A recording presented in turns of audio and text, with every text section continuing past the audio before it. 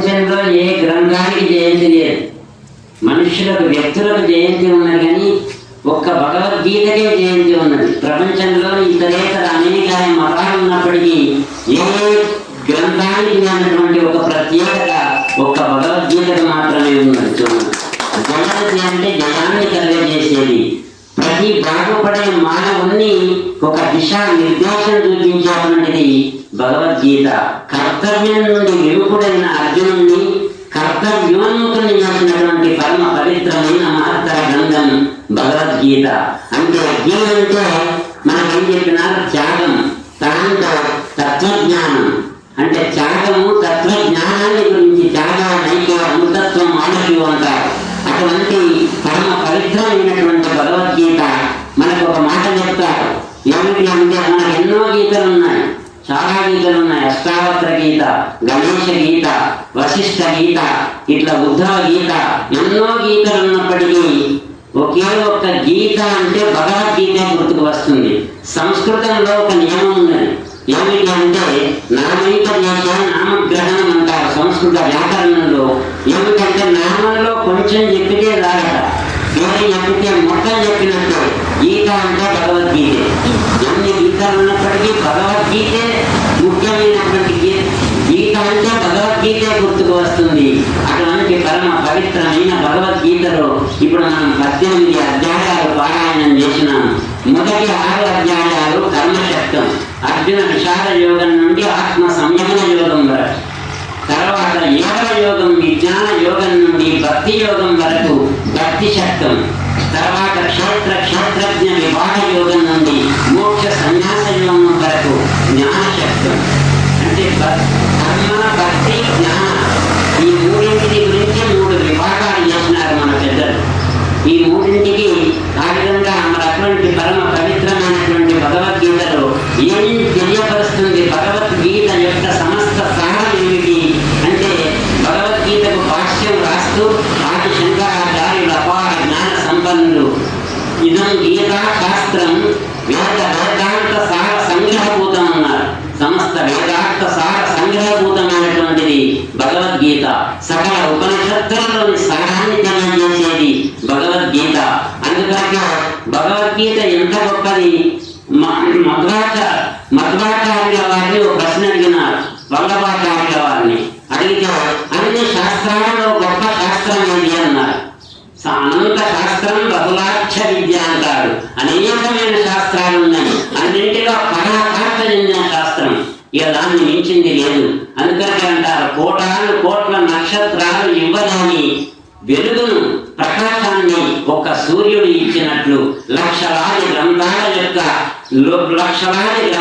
ద్వారా దొరకని శుద్ధ బ్రహ్మ జ్ఞానం ఒక్క భగవద్గీత మాత్రమే ద్వారానే దొరుకుతుంది అన్నాడు. అంటే గీతా శాస్త్రం సకల ఉపనిషత్తుల వేదాంతం యొక్క సార రూపమైనటువంటిది. అటువంటి గీత మనకు భగవద్గీత ఏం తెలియపరుస్తుంది అంటే తత్వమసి యొక్క విపులమైన, విశాలమైన, విస్తృతమైన అర్థం భగవద్గీత అన్నారు. ఇందులో మొదలు చెప్పినారు మొదటి 6 అధ్యాయాలు. మొదటి 6 అధ్యాయాలలో మనకు 2 సామాన్యంగా ఉంటాయి. మహావాక్యాలు అని 4 వేదాలకు 4 మహావాక్యాలు ఉన్నాయి. మహావాక్యం సామాన్యమైన వాక్యం కాదు. సామాన్య వాక్యం అంటే రాముడు బడికి పోతున్నాడు, ఇది సామాన్య వాక్యం. ఇందులో కర్త, కర్మ, క్రియ 3 ఉన్నాయి. ఇది అందరికీ అర్థమైంది. రాముడు బడికి పోతున్నాడంటే అర్థం కాని వ్యక్తి అంటూ ఉండడు. తత్వమసిలో కూడా 3 పదాలు ఉన్నాయి. తత్, త్వం, అసి. తత్ అంటే అది, త్వం అంటే నీవు, అసి అంటే అయి ఉన్నావు. అది నీవే అయి ఉన్నావు. అది నీవే అయి ఉన్నది దానికి అర్థం కావడానికి సుమారు ఒక గురువు దగ్గర ఉండి 12 సంవత్సరాల కఠోరమైన దీక్షతో ఎంతో తపస్సు చేస్తే ఆ పదం అర్థం అవుతుందట. అది అనుకున్నంత సులభం కాదు. అది నీవై ఉన్నావని సకాలకు అర్థం తెలిసినంత మాత్రాన ప్రయోజనం లేదు అంటాడు. అది అనుభవంలోకి రావాలి. అందుకని ఈ తత్వం అసి అనేటువంటిది మనకు ఏం తెలియపరుస్తుంది అంటే మొదటి 6 అధ్యాయాలు త్వం అంటే నీవేమిటో చెప్తాయట. అర్జున విషాద యోగం నుండి ఆత్మ సంయమన యోగం వరకు. చూడండి, విషాద యోగం అనే విచిత్ర నామకరణం కూడా భగవద్గీతలోనే ఉన్నది, ఎక్కడా లేదు, ఏ గ్రంథంలో లేదు. స్థితప్రజ్ఞుడనేటువంటి పదాన్ని సృష్టించింది భగవద్గీత. అంతకు ముందున్న పూర్వ గ్రంథాలలో, వేదాలలో, ఉపనిషత్తులలో ఎక్కడ పదం బాధపడలేదు అన్నారు. అశేషమైనటువంటి వాటి మామూలు వ్యక్తులు కాదు, ఈ గ్రంథాలన్నీ అవలోకనం చేసి పఠించినటువంటి వాళ్ళు, మహానుభావులు, తత్వజ్ఞానులైనటువంటి వాళ్ళు. స్థితప్రజ్ఞ, ఈ సృష్టి ఎవరిది? సాక్షాత్ శ్రీకృష్ణ పరమాత్మ భగవద్గీతలోనే ప్రయోగించిన ఒక పూర్వ పదం. అంతకుముందున్న ఏ ఉపనిషత్తులో ఆ పదం లేదు. అందుకని భగవద్గీతలో 2వ అధ్యాయంలో స్థిత ప్రజ్ఞస్య కావాట సమాధిస్తస్య కేశవ స్థితనీకిం ప్రభాచోట కిమాసీత్ ప్రజోటకిం. స్థిత ప్రజ్ఞుడు ఎట్లా ఉంటాడు, ఎలా ఆచరిస్తాడు, అదంతా మీకు చెప్పాల్సిన విషయం లేదు, మీ అందరికీ తెలుసు. దాని స్థిత ప్రజ్ఞని గురించి 18 శ్లోకాల పూర్వమైనటువంటిది. సాంఖ్య యోగం అనేదే భగవద్గీతలో ద్వితీయం, అద్వితీయం అన్నారు. అది భగవద్గీతకు పరిపూర్ణమైన సారం. ఇక్కడ మొదటి 6 అధ్యాయాలు మనకి ఏం తెలియపరుస్తాయి? మహావాక్య విచార్యతాం అని జగద్గురు శంకరాచార్యులు అంటారు.